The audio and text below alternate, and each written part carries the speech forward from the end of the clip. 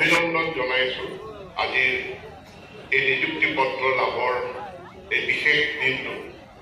মাননীয় মুখ্যমন্ত্ৰীয়ে প্ৰতিশ্ৰুতি দিছিল 1 লাখ নিযুক্তি দিম, কিন্তু 1 লাখ নিযুক্তি দিয়াৰ পাছত 1,10,000 অতিক্ৰম কৰিলে, 20,000 অতিক্ৰম কৰিলে, 1,30,000, 40,000, 50,000 অতিক্ৰম কৰিলে। আৰু আজি এই সমাপন নিযুক্তিৰ সমাৰোহত 1,64,359 গৰাকী নিযুক্তি সম্পূৰ্ণ কৰি অসমৰ নহয় ভাৰতবৰ্ষৰ ইতিহাসত এক অভূতপূৰ্ব নিকা স্বচ্ছ নিযুক্তিৰ এক অভিলেখ সৃষ্টি কৰিলে। মই মাননীয় মুখ্যমন্ত্ৰী ডাঙৰীয়াক তাৰ বাবে অভিনন্দন আৰু অভিনন্দন জনাইছো।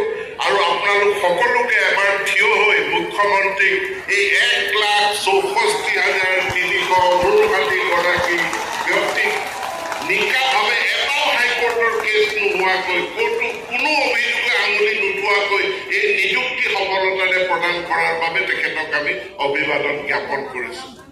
এজন স্বপ্নদ্ৰষ্ট মাননীয় মুখ্যমন্ত্ৰী আমি অসমত লাভ কৰিছো, যিজন মুখ্যমন্ত্ৰীয়ে প্ৰত্যেকখন জিলাত একোখনকৈ মেডিকেল কলেজ, প্ৰত্যেকখন জিলাত একোখনকৈ বিশ্ববিদ্যালয়, প্ৰত্যেকখন জিলাত স্পৰ্শ কৰি ব্ৰহ্মপুত্ৰৰ ইপাৰ সিপাৰ হ'ব পৰা একোখনকৈ দলং নিৰ্মাণৰ সপোন দেখি আজি অসমক এক নৱ নিৰ্মাণ কৰিছে।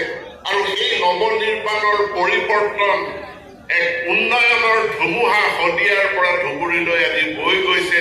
ধলা শদিয়াৰ সেতুৰ পৰা আৰম্ভ কৰি ধুবুৰীৰ ফুলবাৰী দলঙলৈকে অসমৰ যাতায়াত যোগাযোগ ব্যৱস্থাত যি পৰিৱৰ্তন যোৱা 5টা বছৰত তেখেতে লৈ আহিলে, সি অসমৰ ইতিহাসত অতি বিৰল, অতি অভূতপূৰ্ব। মই তেখেতক অভিনন্দন জনাইছো।